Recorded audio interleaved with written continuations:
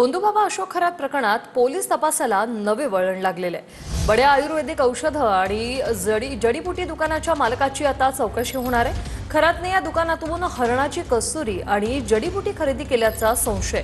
Nashik road परिसरातील एक सराफ व्यापारीही पोलिसांच्या रडारवर आहे। संबंधित सराफ व्यापाऱ्याकडून बनावट रत्नांची खरेदी केल्याची माहिती आहे। आर्थिक व्यवहार आणि धार्मिक विधींचा संबंध या तपासात उलगडण्याची शक्यता आहे।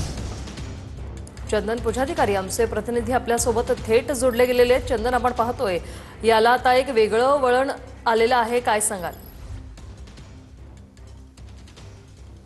निश्चितपणे आयुर्वेदिक जडीबुटी विकणारं नाशिकमधलं एक प्रसिद्ध दुकान आहे। त्या दुकानामधून भोंदूबाबा अशोक खरातनं अनेक वेळेस कस्तुरी असेल किंवा काही आघोरी विद्येसाठी लागणाऱ्या जडीबुटी या खरेदी केल्याचा दावा देखील आता केला जातोय आणि याच अनुषंगाने या दुकानदाराची देखील चौकशी आता SITच्या मार्फत करण्यात येणार आहे।